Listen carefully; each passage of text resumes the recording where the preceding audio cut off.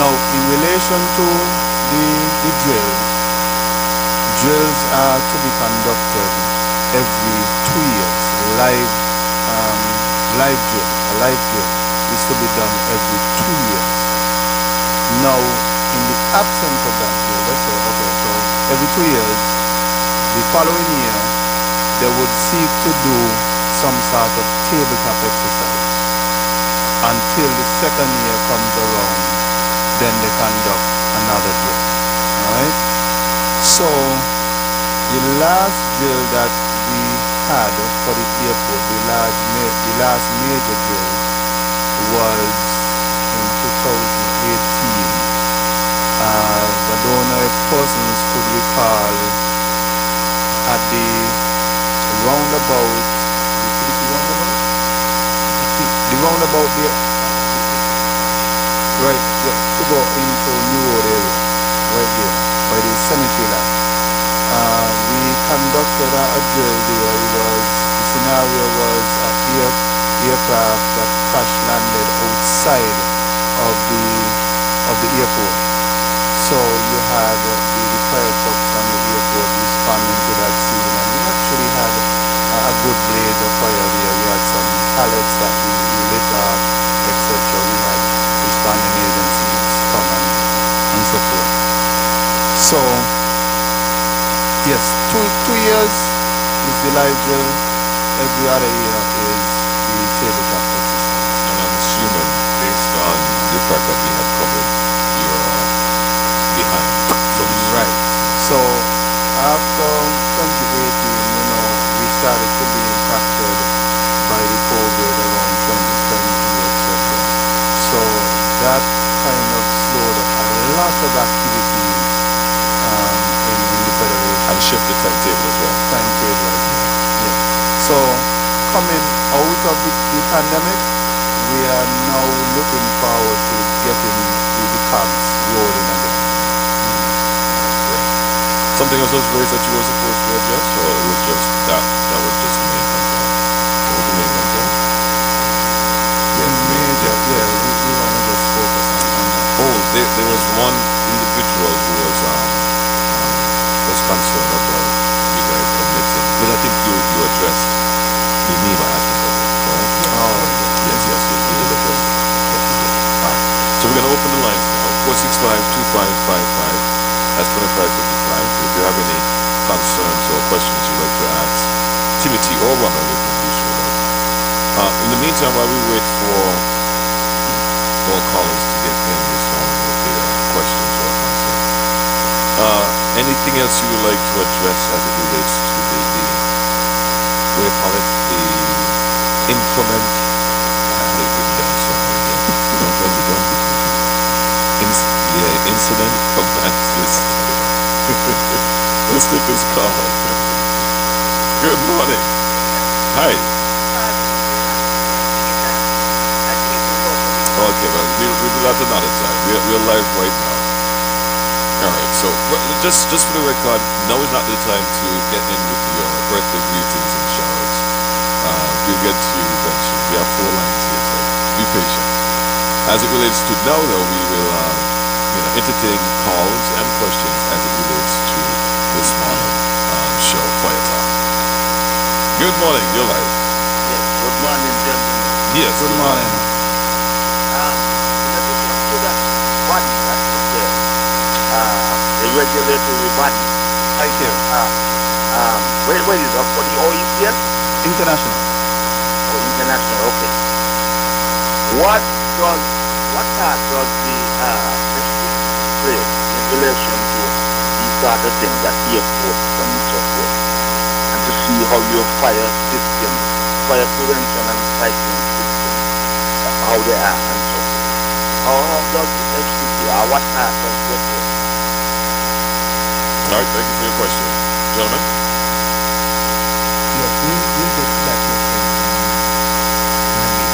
that will be the research today was more or less specific to that the first question. So we'll get to the FCC question in a bit. One of the things I want to add in relation to what we spoke about a while ago, what the airport does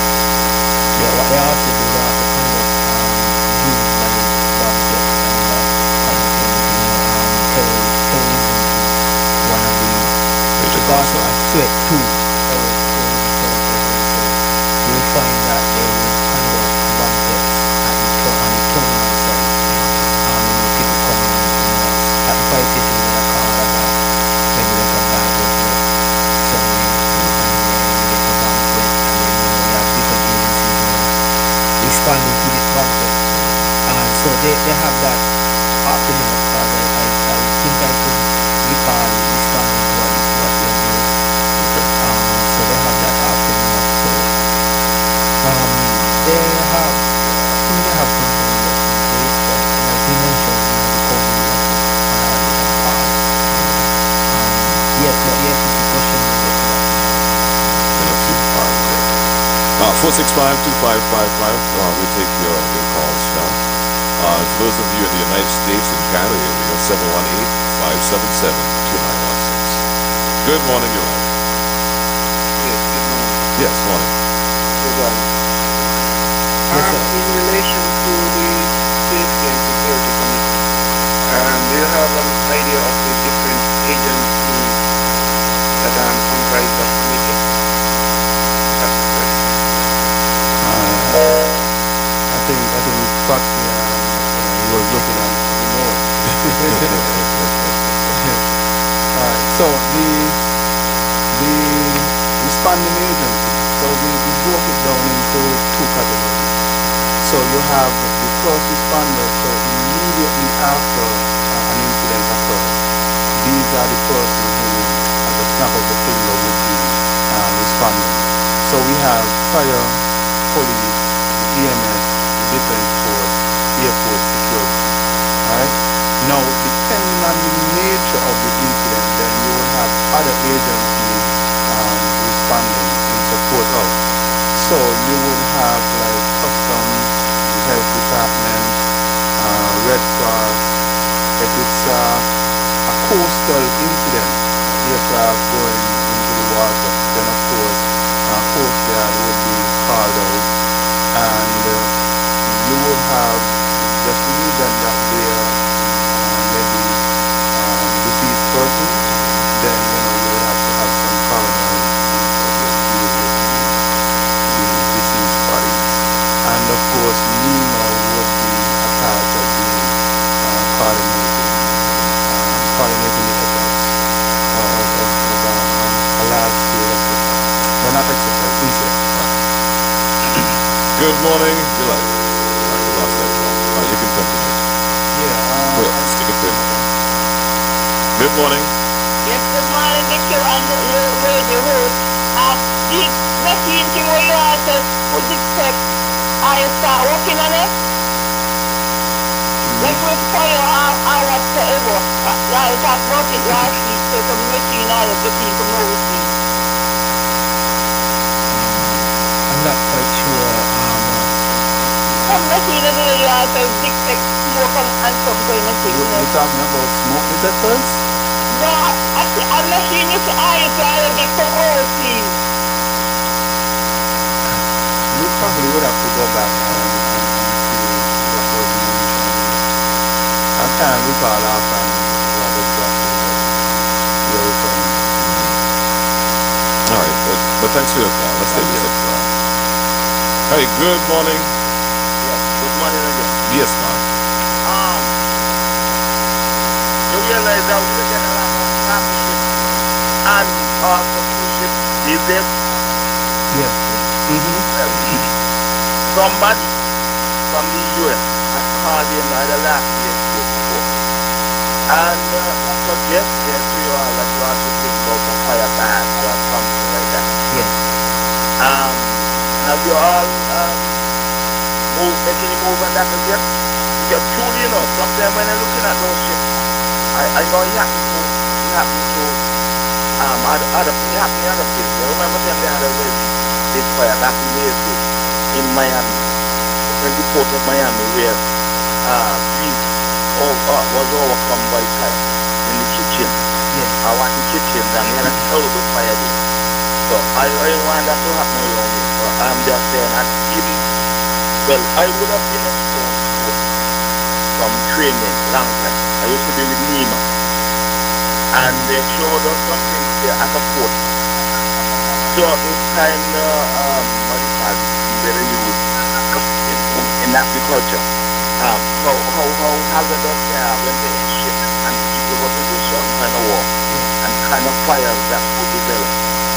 I don't know what you are doing now when these cargo ships come and so forth. But we got to do because we are developing country, so we're going to need these capacities as we go on. So I want to know about this fire badge. All right. Okay, you made a very valid point. That is one of the things we always mention in our meetings whenever we get an opportunity. We always mention because of the economy is growing and tourism being our main revenue generator right now. You have a lot of cruise ships. Sometimes you have 4, on a very good day you might have 5. And so we always bring up the issue of having a fireboat that will be able to combat these type of fires. And so that's something that we have been talking about over and over and over and over. So it's just a matter of the authorities, these suggestions being taken forward to the authorities for them to consider and put something in place. I know these vessels when they have their own protocols as it relates to firefighting. They have their personnel on board who are trained. However, that does not negate the fact that we need to have our own vessel in the event that the fire overwhelms the protocols of the vessel. So we should be able to protect our product efficiently. And outside of that, the fireboat is not just to protect the ships and what's not. They can be used for firefighting along the coastline. That would be easy just to pump seawater and just dump it on the coastline or pump it into one of our trucks. So it has a multi-purpose use. But definitely that's something we need to look into going forward. I know the same economy is going more and more. Eventually we might have to do a period where we have like 6-7 ships in. So that's something we really need to consider going forward. Alright, let's take this next call. Good morning. Good morning. Yes, good morning, Sonny Boy. Greetings, Sonny Boy. I'm impressed that somebody called and asked about my suggestion about a fireboat. Yes. I'm the one who made that suggestion. Yes. But I'm going to elaborate on this. I used to work for Herzog and Company in the Virgin Islands. Yes, we know him. To help us with the oil tankers in case they're catching fire. Yes. What a fire can do is not what a ship can do. Because if they evacuate the ship, you don't have no firemen to fight the fire. But a fireboat will step from a distance and pump that water. Yes. On that, it may not out it, but it would contain the fire. Right. Because remember in St. Thomas, a cruise ship causing fire at West Indian Dock, and they couldn't out it. But they remove it from the dock and let it burn itself out, and the fireboat just keep the water from spreading. So whoever just called in, that was my suggestion, and all the Prime Minister have to do, go to Barbados and speak to the embassy, because the United States Navy and Coast Guard have a lot of fireboats that decommission. They just sit in there in mothballs. They don't use them, but they still can be used. And that's where the request got to come from the embassy. Because I know this. I live in the Virgin Islands. I live in America. All they have to do is go to the embassy. The Prime Minister or whoever in charge of the fire department can do that. And I know the United States will be glad to give them to them because they don't have no more use for them. But they're still functioning. Yes. All the thank you. Have my cake for the day. All right, man. Thanks for your call. Thanks for your call. So we've noted the information that he just gave us, and we'll pass it on accordingly. All right. Just got about 5 more minutes left inside of the program, pardon me. The lines are still open, 465-2555. That's 2555. And for those of you in the United States and Canada area, you can call 718-577-2916. Good morning, you're live. Yes, good morning. Yes, ma'am. Also, that committee at the airport that usually meet in relation to the safety and security of the aerodrome.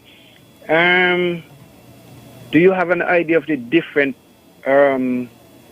agency that is involved in that committee, the different organization, I should say, that make up that committee? You have an idea of that? Well, it would mainly be the agencies that was just highlighted that would respond in the event of an emergency. Plus, a representative from each agency would sit on that committee in order to make decisions regarding what their institutions would do in the event of an emergency. All right. I hope I did not miss any agencies. So if I did, I apologize. All right. So I think that's going to do it for us this morning. But before, don't worry, Timothy. I was going to give you a chance to get that. I already see you putting up your finger. But just in case you have input, I'm going to allow you one more minute. All right. Yeah. Before not you, but before we close the line officially. You mean, okay, yeah. Okay. Yeah. Just in case anyone wants to get in last minute and share a point or two. But I want to thank you guys for being here as usual. And yes, Timothy, don't worry, I'm going to let you get it. I'm just teasing you. And thanks to all of our listeners and thanks to all of our viewers. Well, I'm going to call it that for now. So the lines are officially closed. Thanks for calling in and sharing your point of views this morning.